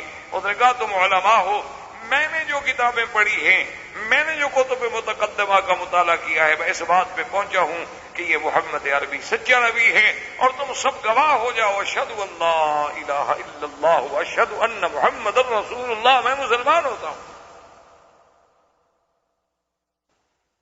اب جو کسی سین بیٹھے ہوئے تھے نا جی، پہلے تو کوشش کی کہ ہم بھاگیں، آگے دروازے بند تھے. انہوں نے کہا کہ واللہ لا نترک دین المسیح، ہم حضرت عیسیٰ کا دین نہیں چھوڑ سکتے. اور اسی اسنا میں انہوں نے اپنا جو بڑا عالم تھا نا، جو پہلے کلمہ پڑھ چکا تھا، اس کو بھی قتل کر دیا. جب ہرقل نے دیکھا کہ یہ تو اتنے شدید ہے کہ انہوں نے اتنے بڑے عالم کو مار دیا، تو یہ بادشاہ کو کب چھوڑے. تو اس نے کہا او یار تم بے وقوف ہو، میں تو تمہارا امتحان لینے کے لیے کلمہ پڑھ رہا تھا، میں مسلمان تھوڑا ہو گیا ہوں. میں تو دیکھنا چاہتا تھا کہ تم اپنے دین پہ کتنے پکے ہو. او بڑے خوش ہو گئے. اس کے بعد دروازہ کھل گیا، واپس چلے گئے. اور اس کے بعد اس نے دہیا کو بلایا. اس نے کہا کہ دیکھو بات یہ ہے کہ میری طرف سے حضور کو یہ بتا دینا کہ میں نے کلمہ پڑھا ہے اشہد ان لا الہ الا اللہ اشہد ان محمد الرسول اللہ، اور ہدایہ دیے اور بڑی بڑی قیمتی چیزیں دیں، اور حضرت دہیا کو بڑی عزت کے ساتھ روانہ کیا. سرکار دو جہاں کے بعد جب دہیا آئے، ساری بات سنائی. آپ نے فرمایا کذب اللہ، اس اللہ کے دشمن نے جھوٹ بولا، اسلام نہیں لایا. اس کا دل تھا کہ میں اسلام لے آؤں، لیکن اپنے اقتدار کو بچانے کے لیے مرتد ہو گیا. واللہ کوئی اس کا اسلام. اسی اسنا میں حضور صلی اللہ علیہ وسلم نے اپنا جو ایک وفد ہے عمر ابن العاص کو بھیجا عمان، اور ایک صحابی کو بھیجا بحرین. ایک صحابی کو آپ نے وفد بھیجا نجاشی کے پاس، ایک صحابی کو آپ نے بھیجا بازان کے پاس، ایک صحابی کو آپ نے بھیجا ابی شمر کے پاس، ایک صحابی کو آپ نے بھیجا سید غسان کے پاس، ایک صحابی کو آپ نے بھیجا کسرا کے پاس، فارس کے پاس. لیکن یہ وہ کسرا ہے کہ جب حضور کا خط آیا نا، خط پڑھنے لگے کہ من محمد رسول اللہ الى کسرا عظیم فارس. اس نے کہا اچھا قدم اسمہ علی اسمی، آپ نے اپنا نام پہلے لکھا اور میرا نام بعد میں لکھا ہے. اس سے میں خط پڑھ. اس نے کہا جاؤ، میں نہیں مانتا. حضور کو جب اطلاع ملی، آپ نے کہا اللہم مزقو ومزق ملکہ، یا اللہ اس نے تیرے نبی کے خط کی توہین کی ہے، اس کو بھی ٹکڑے ٹکڑے کر دے اور اس کے ملک کو بھی ٹکڑے. اور اللہ نے پھر ایسا ٹکڑے کیا کہ تاریخ اٹھا کے دیکھیں کہ پھر امان ہی ملی، ٹکڑے ٹکڑے ہو گیا کس طرح. عمان میں جب پہنچی حضرت عمرو بن العاص بڑے ذہین آدمی، حالانکہ 5 مہینے ہوئے مسلمان ہوئے، کوئی لمبا عرصہ نہیں ہوا، لیکن آدمی بڑے مدبر تھے۔ یہ عمان نہیں جس کو اردن کہتے، عمان جو بحرین سے آگے، وہاں جب پہنچے تو اس وقت اس علاقے میں 2 آدمی سرداری کرتے تھے، ایک کا نام تھا عبد اور ایک کا نام تھا جعفر۔ ایک حصے پر وہ بادشاہ تھا، ایک حصے پر وہ بادشاہ۔ عمرو بن العاص ذہین آدمی تھے، وہ جا کے وہاں رکے، اور رکنے کے بعد انہوں نے معلومات کیے کہ بھی یہ بادشاہ کیسے ہیں، کس بات سے خوش ہوتے ہیں، کیونکہ بادشاہ ہے نا، بادشاہ تو پھر بادشاہ ہی ہوتا ہے نا، اور ان کو کس انداز میں ملنا چاہیے، کون سی بات ان کو متاثر کرتی ہے، کون سی بات سے یہ ناراض ہوتے، سارے معلومات دی۔ معلومات لینے کے بعد یہ پتا کہ اچھا ان 2 میں نرم کون ہے۔ اور اسی اسنا میں کسریٰ کو جب خط ملا نا حضور صلی اللہ علیہ وسلم کا، اور اس نے خط پھاڑا تو اس بدبخت نے حکم دیا بازان کو۔ بازان جو تھا وہ کسریٰ کے ماتحت تھا، لیکن یمن کے ایک علاقے کا حاکم۔ اس نے پتہ ہے حکم کیا دیا، اس نے کہا کہ تم فوراً محمد رسول اللہ صلی اللہ علیہ وسلم کو جاؤ مدینہ منورہ اور گرفتار کر کے میرے پاس پیش کرو۔ بازان ایک طاقت تھی، اور پھر اس کے پیچھے کسریٰ تھا۔ بازان کو جب یہ خط ملا تو اس نے کہا اب اس کے لیے اتنا میں تردد کرنے کی کیا ضرورت ہے، ہم اتنی بڑی طاقت ہیں، اب یہاں سے ہم فوجیں چڑھائیں اور مدینے پہ جا کے حملہ کریں اور آپ کو گرفتار کریں، تو وہ مسئلہ ہی کوئی نہیں۔ اس نے 2 آدمی بھیجے کہ جا کے محمد عربی صلی اللہ علیہ وسلم کہہ دو کہ کسریٰ کا حکم ہے اور بازان نے ہمیں بھیجے، آپ چلیں ہمارے ساتھ پیش ہو جائیں۔ 2 آدمی آ گئے، حضور صلی اللہ علیہ وسلم کو آ کے ملے، اور انہوں نے بازان کا حکم دیا کہ جی کسریٰ کا حکم ہے کہ بھی حضور کو گرفتار کر کے پیش کیا جائے۔ بازان نے بھیجا ہے کہ میں نہیں چاہتا کہ بات بڑھ جائے، کہ ہم مدینے والوں سے مقابلہ کریں اور آپ کو مقابلہ کر کے لے جائیں، آپ آ جائیں تاکہ ہم آپ کو کسریٰ کے حوالے کر دیں۔ آپ نے فرمایا اچھا ٹھیک ہے، میں کل جواب دوں۔ اور کسریٰ بھی اس وقت رب کہلاتا تھا، جیسے فرعون کہتا تھا انا ربکم الاعلی، اسی طرح کسریٰ کے جو بادشاہ تھے وہ بھی اپنے آپ کو رب کہلاتے تھے۔ حضور صلی اللہ علیہ وسلم جب صبح آئے تو وہ آدمی آگے، انہوں نے کہا ہاں جی کیا جواب ہے، تیاری کریں چلیں ہمارے ساتھ۔ حضور نے فرمایا کہ بازان سے جا کے کہہ دو ان ربی قتل ربکم، میرے رب نے تمہارے رب کو مار دیا، اس کے پاس مجھے تم نے پیش کرنا ہے نا، وہ مت مر گیا، جب وہ بندہ مر گیا میں کیوں جاؤں؟ کہا جی یہ کیسے ہو سکتا ہے، کسریٰ کی بات آپ کو کیسے یہاں کیسے پہنچ گئی، کل تو آپ نے یہ نہیں بتائی۔ کہا میں نے بتائی، میں نے بتا دیا ہے، جا کے بازان کو کہہ دو بس۔ وہ 2 آدمی واپس چلے گئے، انہوں نے آ کے بازان کو خبر کی، انہوں نے کہا کہ جی ہم واپس آ گئے۔ جب وہاں گئے تو حضور نے فرمایا کہ ان ربی قتل ربکم، میرے رب نے تمہارے رب کو قتل کر دیا، جب تمہارا رب تمہارا بادشاہ ہی قتل ہو گیا تو میں کس کے پاس جاؤں؟ کیسے ہو سکتا ہے، کسریٰ کو کون مار سکتا ہے، کسریٰ عظیم و فارس۔ ابھی بیٹھے ہوئے یہ باتیں کر رہا تھا کہ کسریٰ کے بلد کا ایک آدمی وفد پہنچا اس کے پاس، انہوں نے آ کے خبر دی، انہوں نے کہا کہ اس کے بیٹے نے بادشاہ اپنے باپ کو قتل کر دیا۔ انہوں نے کہا کب قتل ہوا؟ وہی رات جو رات کی حضور نے خبر دی تھی۔ تو جب اس نے دیکھا کہ بھائی حضور مدینے میں بیٹھے ہوئے ہیں، کسریٰ وہاں قتل ہو رہا ہے، قتل کرنے والا بیٹا ہے، تو کسریٰ کے اپنے دارالخلافہ میں بھی 2 دن کے بعد لوگوں کو پتا چلا ہے، محمد عربی کو اسی رات کیسے پتا چل گیا؟ اس نے کہا اپنے وفد سے سن لو اشہد ان لا الہ الا اللہ واشہد ان محمد رسول اللہ، اللہ کا نبی ہے، میں نے کلمہ پڑھ لیا، ختم، میں مسلمان ہوں، میں نبی سے مقابلہ نہیں کر سکتا۔ اور اپنی قوم کو بلایا اور کہا کہ دیکھو میں مسلمان ہو گیا ہوں، مسلمان ہونا ہے ہو جاؤ، نہیں ہونا ہے تمہاری مرضی۔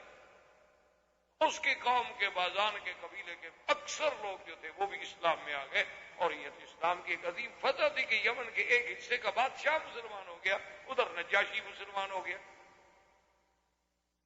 اور ہرقل چاہے اسلام نہ لے آیا دل سے، لیکن ظاہراً تو اس نے ایسی باتیں کی نا جس سے اسلام کا روپ پڑ گیا۔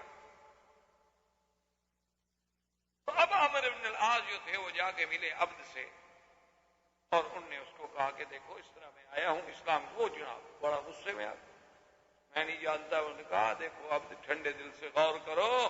اسلم بازان اسلام لا چکا. اب آزان کہ پیچھے تو کسرا ہے. انہوں نے کہا وہ مر گیا.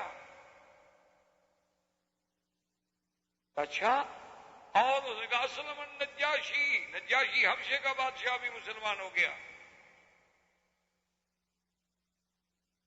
نجاشی حبشے کا بادشاہ. انہوں نے کہا اور سنو اسلم ملک و بحرین جو ہمارے قریب جو ہے نا وہ بادشاہ بھی مسلمان ہو گیا. اس نے بھی کلمہ پڑھ لیا ہے.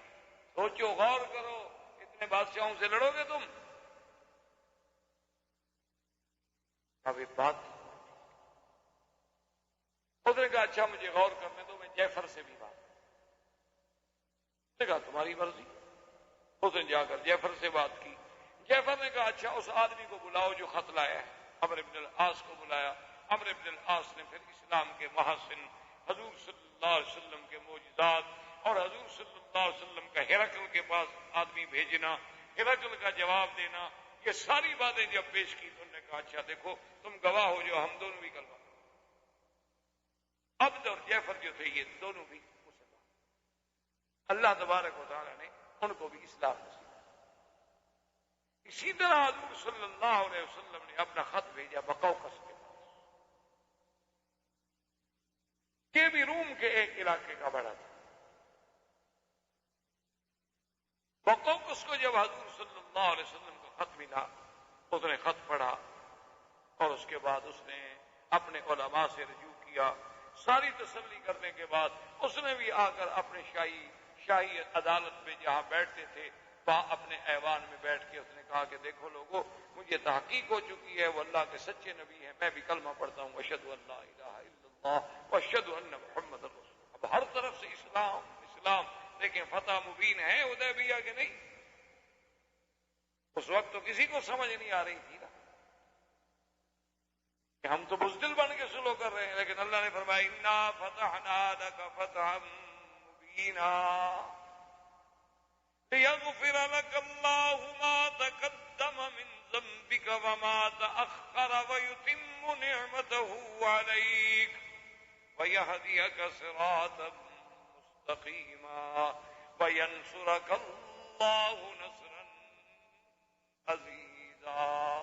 اب جب آپ سورت فتح پڑھیں تو پھر ان واقعات کو ذہن میں رکھیں. پھر دیکھیں قرآن کیسے سمجھ آتا ہے. پھر دیکھیں کہ قرآن کیسے سینے میں اترتا ہے. ایسے تو آدمی پڑھ کے چلا جاتا ہے فتح ہم نے فتح دی آپ کو فتح دی اتر گیا. کیا فتح دی بھی. اب دیکھیں اس فتح مبین کے اثرات, حدیبیہ کی صلح کے اثرات, ماوراء حدیبیہ کی صلح کے اثرات کہ ہر طرف سے اسلام اسلام اسلام. اور مقوقس نے پھر حضور صلی اللہ علیہ وسلم کی خدمت میں دو کنیزیں جو اعلیٰ خاندان سے تعلق رکھتی تھیں اور قبط کے معروف خاندانوں سے, اور ایک بغلہ کہتے ہیں جو خچر, اور قیمتی ہدایا اور سونے چاندی کے دینار حضور کے پاس ہدیہ بھیجے. یہ وہی بی بی ہے ماریہ قبطیہ جس کے ساتھ پھر حضور صلی اللہ علیہ وسلم نے شادی کی اور اپنی بیوی بنایا. اور یہ وہی ماریہ قبطیہ ہے جس کے بدن سے اللہ نے حضور کو بیٹا حضرت ابراہیم. تو اب حضور صلی اللہ علیہ وآلہ وصحبہ وسلم ان احوال میں کہ جب آپ نے خطوط بھیجے اور اس کے ساتھ بعض قبائل اور بعض لوگ ایسے بھی تھے کہ جنہوں نے ابھی تک اسلام قبول نہیں کیا تھا, اور ان دنوں میں وہ جو عیینۃ بن حصن آپ جس کے بارے میں پڑھ چکے ہیں, احمق المطاع بنی غطفان کا قبیلے کا سردار, اور اسی طرح بنی مرہ کا سردار حارث, ان دونوں نے جب بات سنی تو حارث نے کہا کہ عیینہ اب تو ہرقل بھی ڈر گیا, اب تو کسرا بھی مر گیا, اب بہتر ہے کہ ہم مسلمان ہو جائیں, مسلمان کے ساتھ مل کے کچھ پیدا اٹھا لیں. انہوں نے کہا بات تو نہیں کہتے. اب دونوں ابھی مسلمان ہونے کے لیے نکلے تو ایک آدمی جا رہا تھا ہزارہ, وہ عمرہ کرنے کے لیے جا رہا تھا, وہ بھی کافر تھا. اس نے کہا کہاں جا رہے ہو؟ کہا مسلمان. جلدی نہ کرو, مسلمان نہ ہو, میں جا رہا ہوں عمرے پہ, مجھے مکے میں جا کے ذرا پتہ کرنے دو کہ قریش کا حال کیا ہے. اگر تو قریش بھی ڈھیلے پچھڑے پڑ گئے. ہمارے قریب ہیں قریش، روم فارس ہمارے قریب نہیں ہے. اگر تو قریش بھی کمزور ہو گئے ہیں تو واپسی پہ میں آگے بتاؤں گا پھر مسلمان ہو گئے. اور اگر قریش ڈٹے ہوئے ہیں نا تو پھر ہمیں ابھی پاؤں پہ رہنا چاہیے. بات ہے کہ خالد جیسا عقل والا آدمی، خالد جیسا ذہین آدمی، ابھی تک اس کو اسلام کی حقانیت معلوم نہیں ہو سکی، سمجھ نہیں آ سکی کہ اسلام ایک سچا مذہب ہے. واللہ لو جاء عندنا لنکرمنہ ولنقدمنہ، کاش وہ ہمارے پاس آتا، اسلام لے کے آتا، ہم اس کی عزت بھی کرتے اور ہم اس کو اپنے آگے رکھتے. اچھا، ابان کے دل میں اللہ نے بات ڈال دی. ابان نے خط لکھا خالد کو کہ خالد اس طرح حضور نے باتیں کی تھیں، اب تمہاری مرضی، تم خود سوچو. لیکن دیکھو کافر ہے، حضور نے جو بات کی تھی وہ پہنچائی خالد. اسی اسنا میں عمرو بن العاص مکے میں آئے، ان کی ملاقات خالد بن ولید سے ہو گئی. انہوں نے بتلایا کہ اللہ کے بندے وہ تو عبد بھی مسلمان ہو گیا، جعفر بھی مسلمان ہو گیا، بحرین بھی مسلمان ہو گیا، کیا سوچ رہے ہو؟ کیوں اپنے آپ کو اسلام کے پیچھے چھوڑ رہے ہو؟ اسلام ایک سچا مذہب ہے جو غالب آ. خالد نے کہا کہ اچھا، تو خالد بن ولید بھی مسلمان ہو گئے، عثمان بن طلحہ بھی مسلمان ہو گئے. ان دونوں کا اسلام عمرو بن العاص ذریعہ بنے. اور یہ تینوں جب آئے اور حضور صلی اللہ علیہ وسلم کے مدینہ منورہ میں داخل، فکبر حضور فرمایا اللہ اکبر. حضور نے فرمایا دخل شباب فی الاسلام، کیا جوان اسلام میں آئے ہیں، تینوں شباب تھے. اور پھر خالد ولید تو وہ آدمی ہیں کہ پورے عرب کی تاریخ میں یعنی حضور صلی اللہ علیہ وسلم کے قرن میں صرف دو آدمی تھے، ایک خالد بن ولید اور ایک زبیر بن العوام، جو دونوں تلواروں دونوں ہاتھ سے لڑتے تھے. ورنہ آج تک کوئی بہادر ایسا نہیں ہوا جو دو ہاتھ سے لڑے. ہمیشہ تلوار ایک ہاتھ سے چلائی جاتی ہے، دوسرے میں طرز پکڑتے ہیں، ڈھال پکڑتے ہیں، گھوڑے کو پکڑتے ہیں اور ایک ہاتھ سے تلوار چلاتے ہیں. لیکن یہ دونوں ایسے بہادر تھے کہ دونوں ہاتھ سے تلوار چلاتے تھے اور گھوڑے کو اپنے ٹانگوں سے قابو رکھتے. اور ماشاءاللہ قد اتنا بڑا تھا کہ گھوڑے سے بھی پاؤں زمین پہ لگ جاتا. طویل قامت آتا اور اتنی ہیبت ہوتی تھی کہ دشمن سامنے کھڑا نہیں کام لے آئے. اور وہ فضالہ جب آیا تو اس نے قریش سے پوچھا کہ مکے والوں کیا خیال ہے، حالات کیا؟ انہوں نے کہا ہم تو تیاریاں کر رہے ہیں، حالات کیا ہیں؟ ہم نے تو صلح حدیبیہ کا ایک بہانہ بنایا کہ کچھ ہمیں تیار ہونے کا موقع مل جائے. ہم تو تیاری کر رہے ہیں، بس تھوڑی دیر ہے، ہم جب تیار ہو گئے ہم تو پھر حملہ کریں گے مکے میں، مدینہ منورہ. حضور صلی اللہ علیہ وسلم کو ایک اطلاع یہ ملی اور ایک اطلاع یہ ملی کہ بنی غسان جو ہیں وہ تیاری کر رہے ہیں مدینہ منورہ پہ حملہ کرنے کی، جس کو مارکہ موتا کہا جاتا ہے. موتا تو حضور پاک نے اس کے لیے عمرو بن العاص کی قیادت میں حکم دیا، لشکر کو موتا روانہ کیا. وما علینا الا البلاغ. برادران اسلام، واجب الاحترام بزرگوں، دوستوں، بھائیوں، عزیز نوجوانوں، حضور صلی اللہ علیہ وسلم کی سیرت طیبہ کے دروس کے سلسلے میں الحمدللہ ثم الحمدللہ کہ ہم نے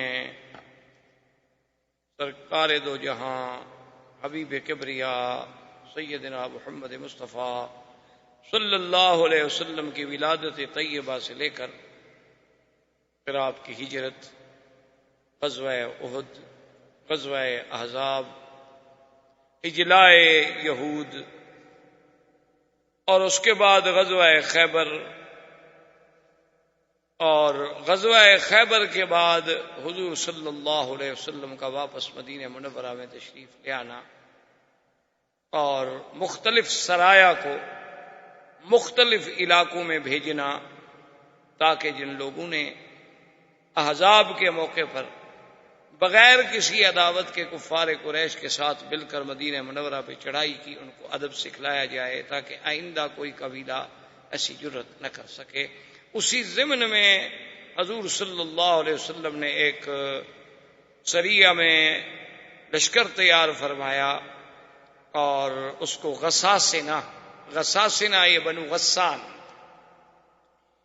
یہ بنو غسان جو ہیں یہ روم کے حلیف تھے. جیسا کہ آپ پڑھ چکے ہیں اور تاریخ میں سن چکے ہیں کہ اس دور میں جو سپر پاورز تھی یہی تھی، روم تھا، کسریٰ تھا. تو یہ غسان جو ہیں، غساسنہ جو کہلاتے تھے، یہ خود بھی ایک بہت بڑا قبیلہ تھا، لیکن یہ حلیف تھے روم کے. حضور صلی اللہ علیہ وسلم نے بنو غسان کی تعذیب کے لیے جو لشکر تیار فرمایا، تقریباً 2000 آدمی پر مشتمل، کیونکہ وہ بہت بڑا قبیلہ تھا اور بڑا طاقتور قبیلہ تھا، جسے بعد میں غزوہ تو آپ نہیں کہہ سکتے کیونکہ حضور صلی اللہ علیہ وسلم تشریف نہیں لے گئے، جسے آپ جنگ کہہ سکتے ہیں، مارکہ کہہ سکتے ہیں، سریہ کہہ سکتے ہیں، موتا کے نام سے کتابوں میں، احادیث میں، سیر میں مشہور ہوا، کیونکہ اس جگہ کا نام موتا تھا اور قلعہ جو تھا وہ موتا کا قلعہ کہلاتا. اور اس سریے میں ایک عجیب بات ہوئی کہ حضور صلی اللہ علیہ وسلم نے جب سریے کو حکم دیا جانے کے لیے تیار کیا تو آپ نے فرمایا کہ سب سے پہلے تو اس سریے کا پرچم جو ہے وہ حضرت زید اٹھائیں گے، اور اگر حضرت زید شہید ہو جائیں تو پھر یہ پرچم جو ہے حضرت جعفر اٹھائیں گے، اور حضرت جعفر کے بعد یہ پرچم جو ہے ابی عبیدہ بن الجراح اٹھائیں گے. ایک روایت میں ہے کہ عبداللہ ابن رواحہ. حضور صلی اللہ علیہ وسلم نے عام طور پہ جو لشکر ہوتے تھے، فوج ہوتی تھی، وہ جمعہ کے دن زیادہ سفر نہیں ہوتے تھے. یہ پہلا سفر ہے جو صحابہ نے جمعہ کے دن صبح کی نماز کے بعد شروع کیا، اور اسی سفر میں عبداللہ ابن رواحہ جو تھے وہ واپس آ گئے راستے سے. ان کے دل میں یہ آیا کہ جب مدینہ منورہ میں جمعہ ہے اور حضور صلی اللہ علیہ وسلم کے ساتھ جمعہ پڑھنے کی سعادت کو معمولی سعادت تو نہیں ہوتی، اور پھر ہم لوگ جہاد پہ جا رہے ہیں، خدا جانے واپس بھی آئیں گے یا نہیں آئیں گے. تو وہ واپس آ گئے مدینہ منورہ میں. انہوں نے آ کر جمعہ حضور صلی اللہ علیہ وسلم کے ساتھ پڑھا. حضور کی جب نظر پڑی تو حضور نے جمعہ سے فارغ ہونے کے بعد بلایا، فرمایا کہ عبداللہ کیا ہو گیا تھا؟ ہم نے آپ کو حکم دیا ہے کہ آپ غساسنہ کی طرف جائیں اور آپ واپس آ گئے. اس نے کہا رسول اللہ میں کسی وجہ سے یا کسی کمزوری سے واپس نہیں آیا، بس میرے دل میں آ گیا کہ آج جمعہ کا دن ہے اور حضور کے پیچھے مدینہ منورہ میں جمعہ ادا کروں، اور پھر میرے پاس الحمدللہ بڑی تیز رفتار سواری ہے اور میں قافلے کو ابھی جا کے پکڑ لیتا ہوں. حضور نے فرمایا تم جانتے ہو کہ اگر ساری دنیا جو ہے نا وہ اگر تمہیں مل جائے اور اللہ کے راستے میں خیرات کرو تو ان کے ثواب کو تم نہیں پہنچ سکتے جو جا رہے ہیں. تو خیر عبداللہ بن رواحہ چل. جب یہ قافلہ روانہ ہو گیا تو ان کی مدد کے لیے اور صحابہ بھی بھیجے گئے. اب ان کا جو عدد تھا وہ 3000. ایک یہودیوں کا بہت بڑا عالم تھا، اس کو جب ایک صحابی نے یہ بات سنائی کہ بھی اس طرح حضور پاک نے لشکر بھیجا ہے، سریہ بھیجا ہے، اور آپ نے فرمایا کہ پہلے پرچم زید لے گا، پھر جعفر لے گا، پھر عبداللہ لیں گے، تو اس یہودی نے کہا کہ تم سمجھتے ہو یہ کیا بات ہے؟ کہا کہ نہیں کوئی بات نہیں، یہ تو پرچم ہے. بھئی جنگ میں کبھی وہ اٹھاتا ہے، کبھی وہ اٹھاتا ہے، کبھی وہ اٹھاتا ہے. اس نے کہا نہیں، اللہ کا نبی جب ایسی بات کرے تو یہ دلیل ہوتی ہے کہ وہ لوگ شہید ہو جائیں گے. حضور صلی اللہ علیہ وسلم نے جب یہ بات فرما دی ہے کہ پہلے زید اٹھائیں گے پرچم، پھر جعفر اٹھائیں گے، مطلب یہ ہے کہ وہ شہید ہو جائیں گے، اب وہ بچ نہیں سکتے. کہا کیسے؟ اس نے کہا بس ہم نے تو کتابوں میں پڑھا ہے نا کہ اللہ کے نبی سے جب یہ بات نکل جائے تو یہ علامت ہوتی ہے کہ وہ لوگ شہید ہو. اس نے کہا ٹھیک. اب جناب جب یہ لشکر وہاں پہنچا اور وہ غساسنہ بنو غسان کو بھی پتہ چلا تو ان کا جو سردار تھا حارث، اس نے روم کے بادشاہ کو لکھا کہ ہماری مدد کرو. احباب کرام، اس کے بعد اب آپ اس مبارک سلسلے کی CD نمبر 25 سماعت فرمائیں.